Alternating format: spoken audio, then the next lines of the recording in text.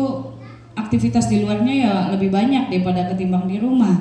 Jadi Henok lah yang lebih banyak membantu kami untuk mengurus adik-adiknya, bukan hanya di rumah tetapi juga antar jemput sekolah semuanya. Bukan artinya kami membebankan dia gitu, tapi memang pada kenyataannya ketika kita sedang melayani orang di luar, kita nggak berdaya untuk menjemput anak-anak. Akhirnya yang otomatis kita bisa andalkan hanya Henok. Bahkan ketika dia lagi kuliah, kita bisa telepon. Kok telepon aku nih lagi kuliah, lagi kelas, adikku jemput. Bapak Ibu, kalau pada saat seperti itu kita nggak pernah merasa itu jadi beban buat dia. Kita pikir mungkin itu kewajibannya aja sebagai abang kan, sebagai kakak gitu loh. Tetapi baru kami menyadari bagaimana rupanya dia sebagai abang yang nomor 1, anak tertua gitu, mau gitulah. Henok tuh orangnya nggak banyak melawan, tetapi kadang dia juga bilang nggak bisa Kak, gantian katanya.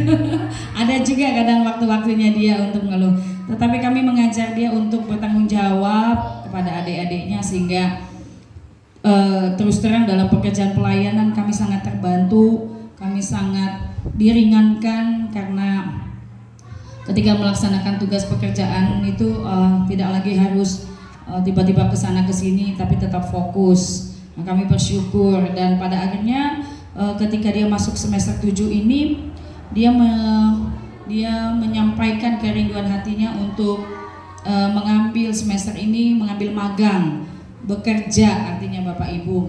Nah, kami juga bersyukur karena Henok ini walaupun kami kurang banyak mengikuti kegiatan kampusnya, tetapi puji Tuhan, Tuhan boleh berkati dia dalam studinya. Dia pernah juga jadi asisten dosen. Dia walaupun ada dikasih uang untuk dia sakunya, walaupun nggak banyak, tapi pengalaman dia untuk menjadi asisten dosen itu ada. Maksud kami Tuhan memperhitungkan dia juga. Kami nggak tahu seberapa pintarnya atau kemampuan dia, tapi kalau itu diperhitungkan ya berarti lumayan juga lah ya di kampus. Terus kemudian dia terlibat dalam pelayanan, itu yang membuat kami bersukacita. Dia terlibat dalam pelayanan pemain musik di gereja, pemain bass, dan waktu-waktunya itu dipergunakannya untuk banyak kegiatan di pelayanan kemenangan. Waktu dia sampaikan itu kepada kami, dia bersukacita karena nggak mungkin adiknya sudah di Surabaya, kami nahan lagi gitu kan. Saya secara pribadi ya saya tenang aja, saya bilang doakan, bawa dalam doa, gumuli. Terus Bapak Ibu tahu nggak, waktu dia melamar itu hampir semua perusahaan yang dilamarnya itu adalah perusahaan yang di Jakarta semua. Saya pikir aduh ini benar-benar mau ambil keputusan ke Jakarta dia nih ya. Nah, di program mereka kampus itu ada program Merdeka namanya. Jadi kampus-kampus itu sudah terafiliasi, sudah terkoneksi dengan Kemendikbud, dengan Dinas Pendidikan, sehingga perusahaan-perusahaan itu disupport oleh Dinas Pendidikan untuk memberikan izin magang kepada mahasiswa-mahasiswa yang sudah menyelesaikan semester 7 ke atas. Tetapi itu juga pakai tes, kita harus memasukkan surat lamaran, kemudian diseleksi, ada tesnya, karena seluruh Indonesia dan bukan hanya universitas negeri, semua universitas swasta juga punya program yang sama. Kemudian dia bilang, "Ma, ini aku sudah lamar semuanya di Jakarta." Waduh, saya pikir saya udah mulai, ya doakan aja, serahkan sama Tuhan mana yang terbaik.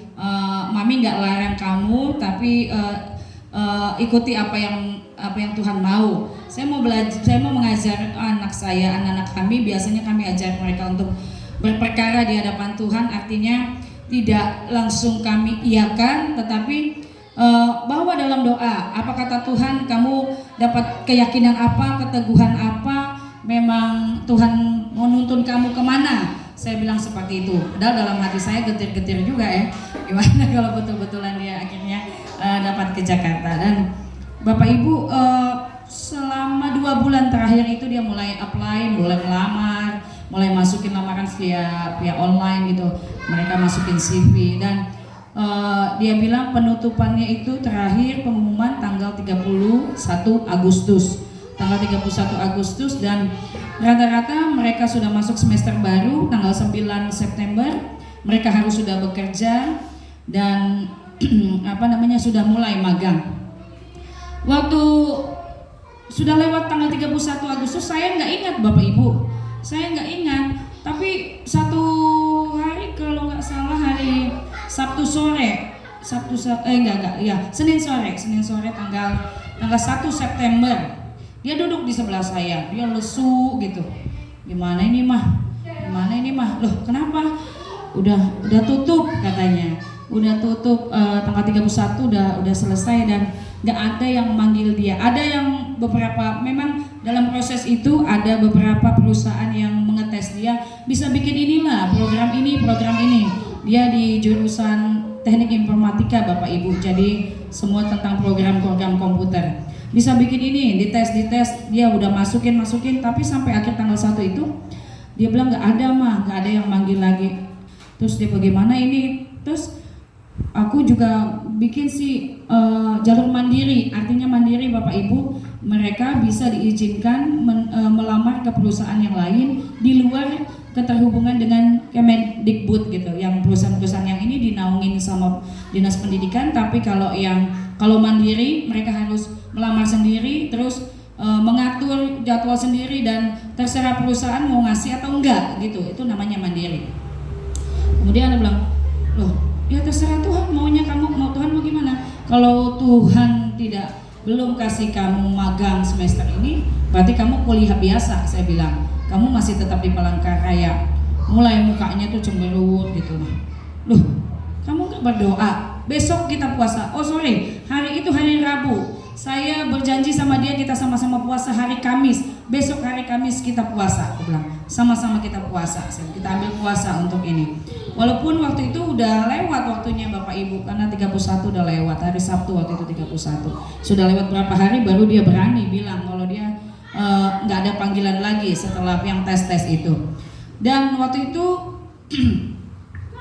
tanggal 31 kami doa puasa. Hari Selasa waktu kita doa, kebetulan doa puasa, waktu itu doa puasa kita persekutuan 1. Dia datang ke gereja mau ambil mobil biasa untuk jemput adiknya. Kalau salah waktu itu hujan, makanya dia ambil mobil. Dia mana? Ketika dia lagi mau ambil kunci mobil, dia tiduran di kantor. Kita lagi doa, dia tiduran di dalam ruang kantor. Waktu selesai doa itu, kita mau pulang, mau kunjungan waktu itu kalau nggak salah. Kunjungan kemana ya? Ke Pak Topel waktu itu ya Pak, Ibu Topel Anton, iya. Dia begini, dia santainya, mah ini ada perusahaan ngubungin, katanya minta dari email, minta ke WA dilanjutin katanya. Ya respon aja lah, kamu jawab aja, jawab aja, saya bilang gitu. Dia santai aja Bapak Ibu. Saya tidak tahu itu begitu aja, tidak saya responin banyak lagi. Tapi puji Tuhan seminggu setelah itu hari Selasa juga, hari Selasa yang sama pihak perusahaan merespon dan bilang bahwa kamu besok diinterview via Zoom untuk lamaran yang kamu masukkan. Dan kami itu udah mulai perusahaannya di mana nak? Di Tangerang Selatan mah. Waduh, di Tangerang. Kata bapaknya, loh nggak ada yang di ini Banjarmasin, yang di perusahaan yang itu katanya, yang di Banjarmasin nggak ada Pak, ini yang di Tangerang Selatan katanya. Dan setelah itu paginya kami sama-sama doa, maksudnya kami semua masing-masing doa. Dia mempersiapkan diri untuk interview, siapkan baju putih segala macam. Saya pikir ini kayak orang benar-benar mau kerja aja, padahal baru magang aja udah dak-dikduk sayanya. Terus nggak sampai 15 menit Bapak Ibu dibilang, "Ma, aku diterima," katanya.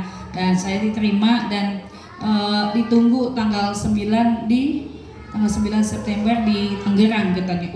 Nggak bisa kayak gitu nak, gue bilang, kamu tuh berangkat belum dapat tempat, belum dapat apa segala macam.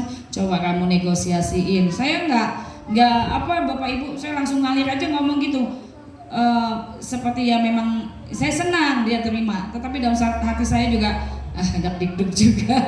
Dia belum punya tempat, dia nggak pernah ke Jakarta sendiri, artinya kawasan yang dia belum pernah datangi kecuali ke rumah neneknya di Bekasi kan, nggak ada yang lain, hanya ke situ. Kalau Tangerang dia belum pernah. Minta waktu sama perusahaannya untuk mengatur kedatangan kamu, cari tempat dan akhirnya bekerja.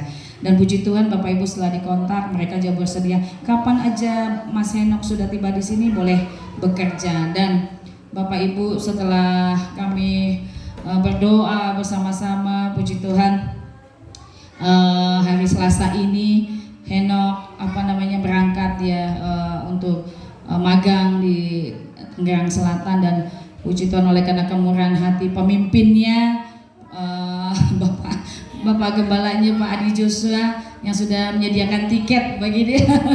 Luar biasa, karena mereka sama-sama berangkat walaupun penerbangannya berbeda tapi harinya sama.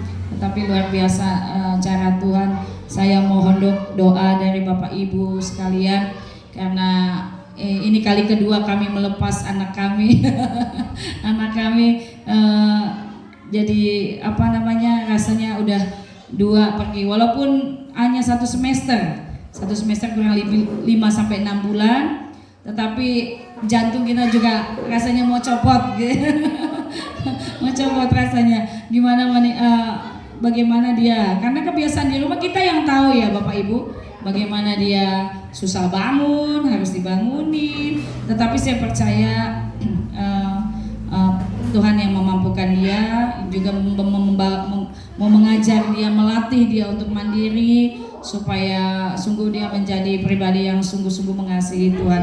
Saya juga kasih tahu sama dia, bawa dirimu beribadah di sana, libatkan dalam pelayanan. Kebetulan kan ada mentornya Bapak Adi Joshua juga di Tangerang, Pak Wiryo, jadi dia bisa melibatkan diri di sana untuk melayani. Mohon doa Bapak Ibu, dan sekali lagi jangan khawatir mengenai anak-anak kita. Saya mau kasih tahu di tempat ini, jangan biarkan mereka menjadi anak-anak yang gampangan, artinya yang yang bingung mau ngapa-ngapain. Kasih tahu sama mereka bahwa Tuhan Yesus mengasihi mereka dan ada rencana yang besar, yang mulia, yang ajaib dalam kehidupan anak-anak kita. Walaupun kecil-kecil seperti ini Bapak Ibu, ketika mereka belajar mengalami kesulitan, mereka mau menyerah rasanya. Seperti anak saya yang nomor 3 tuh gampang sekali menyerah kalau ada pelajaran. Tetapi saya bilang, coba lagi, belajar lagi. Bawa mereka, motivasi anak-anak kita tuh untuk hanya mengandalkan Tuhan saja. Percaya bahwa Tuhan tidak akan membiarkan mereka biasa-biasa aja, mau di sekolah, mau di lingkungan pertemanan atau di masyarakat atau di pelayanan sekalipun. Tuhan tidak membiarkan mereka menjadi pribadi yang biasa-biasa, karena kita adalah orang-orang tuanya, orang-orang tua pilihan. Betul?